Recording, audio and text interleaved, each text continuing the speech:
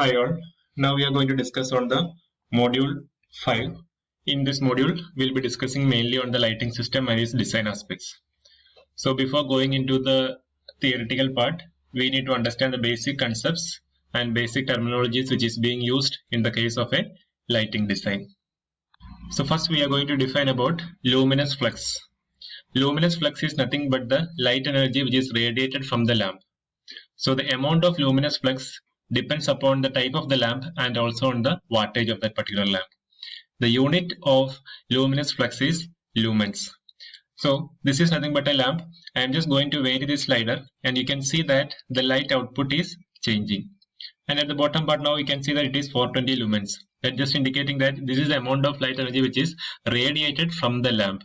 So you can see that it is being radiated to all the output part of that particular lamp. So that some are getting reflected onto the floor, some are getting reflected onto the wall. So the lumens is basically depending upon the amount of wattage and also on the type of the lamp. So if I am increasing the slider, you can see that the light output is increasing. So that is nothing but the luminous flux and its unit is lumens. Next important factor is illuminance. Illuminance is nothing but the amount of light energy which is being received per unit square meter. So you can say that it is nothing but luminous flux divided by area.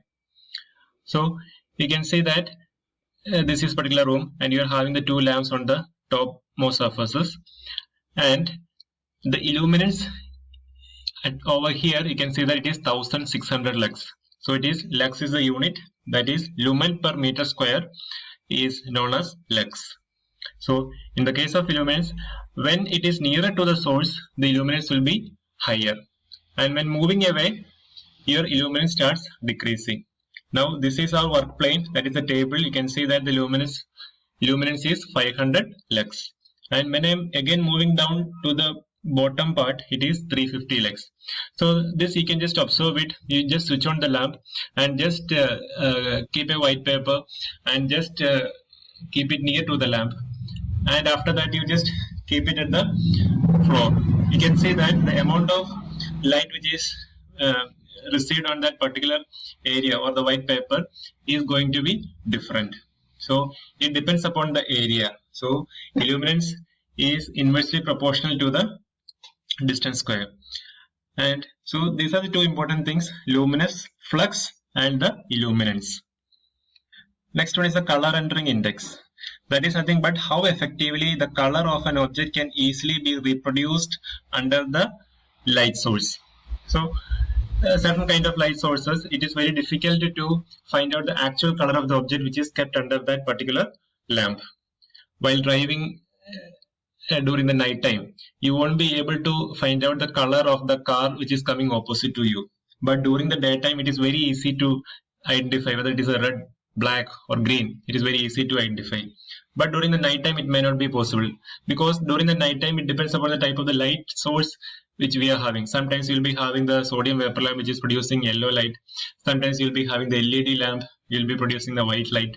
So the color rendering index will be varying. So we can just observe that these are some pictures.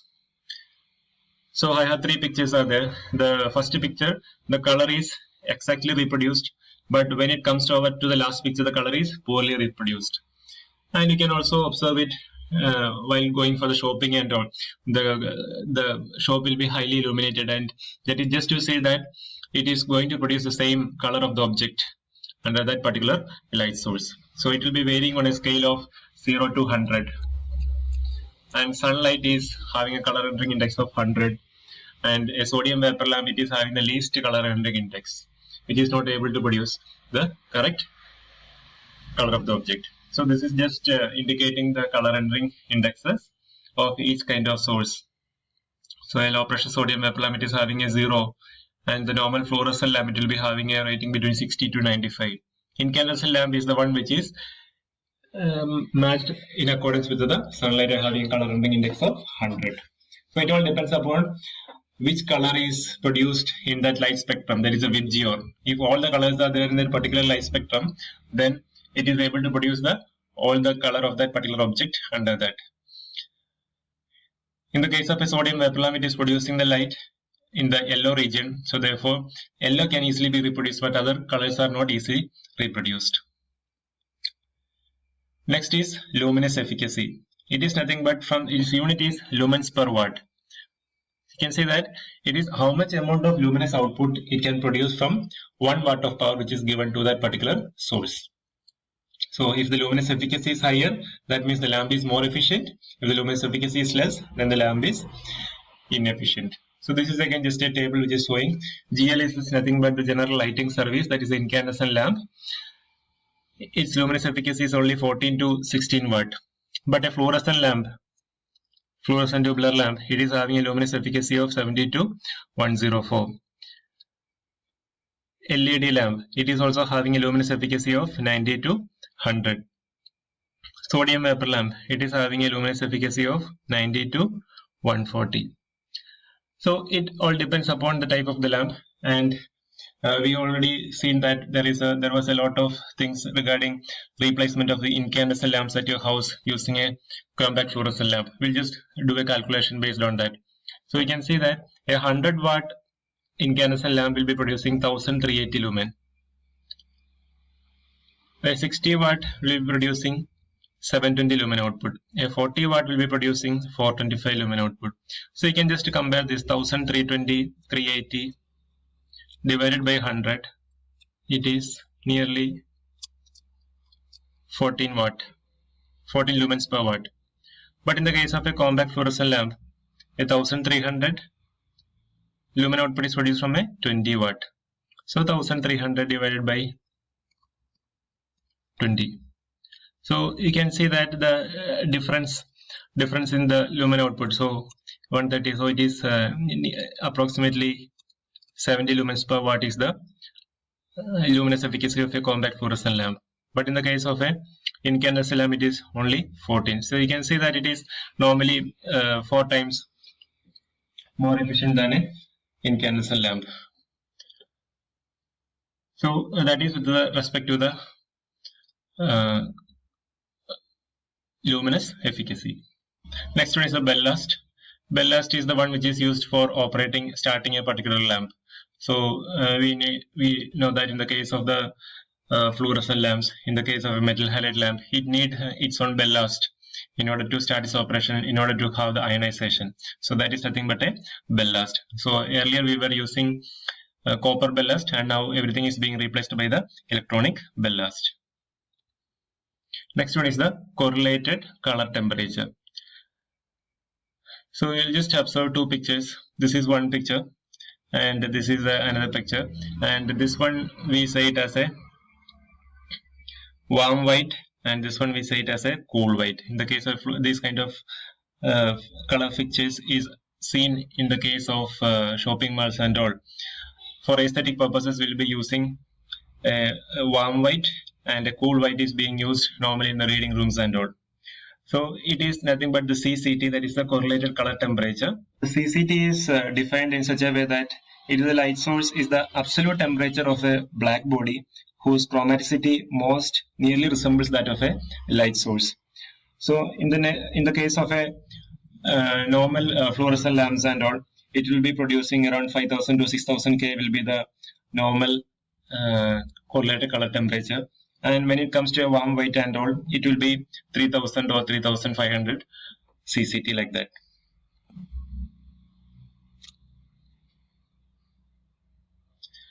So this is the 2 lamps which we normally see. This kind of lamps you might have seen. So this is nothing but the cool white, and this is the warm white. Next is the luminaire. Luminaire is nothing but a complete lighting unit consisting of a lamp or lamps together with the parts designed to distribute the light, to position and protect the lamp, and to connect the lamps to the power supply. So whatever you see for fixing a particular lamp and the systems which is designed to distribute the light in the different directions. It may be an upward lighting, it will be a downward lighting, it may be a concealed lighting. So it will be distributing the light in the manner which we require. and we need to position the particular lamp, and it also has the housing to protect the lamp. So basic example what you can see is that whatever you see on the roadside, the street light, the whatever that entire fixture is nothing but a luminaire. So it has the, it is very easy to explain. It has the system in order to position the lamp. It has a housing in order to protect the lamp.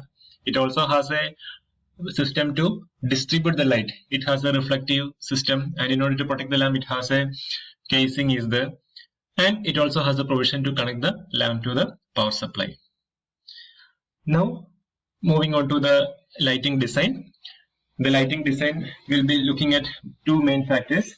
One is the quantity of lighting, and another one is the quality of lighting. So the quantity is again related to the term luminous flux and illuminance. So if I am able to choose a lamp which is having a higher luminous output, that is say 6000 lumens, 12,000 lumens, 7,000 lumens, we say it as the quantity. So it all depends upon the type of the lamp, and it also depends upon the your wattage of that particular lamp. So a normal CFL lamp or an LED lamp, you can just observe a 5 watt LED lamp, a 10 watt LED lamp, a 20 watt LED lamp. 20 watt will be having the highest luminous output. A 5 watt LED lamp will be having the least luminous output. So the quantity is depending upon the type of the lamp and also on the wattage. Quality is related to two things. One is the color rendering index. It all depends upon where I need to put that particular lamp fixture, whether it is to be used in a painting booth, where you need to understand what is the actual color of that particular paint which is being made. Therefore the quality is more important. But just imagine that you are in a godown. There the quality is not at all important. You only need some amount of lighting which is required for easy movement inside that. And another factor is the color temperature. There is a correlated color temperature. So depending upon the type of application, whether it is used for an aesthetic purpose, whether it is used for a reading purpose, so whether you need to choose a cool white or you need to choose a warm white, so it all depends upon the quality. So for the lighting design, the main factors are quantity of the lighting, and the second one is the quality of your lighting. And in our system, we will be discussing on a lighting design based on the average lumen method. Average lumen method, which we will be discussing in the next lecture. Thank you.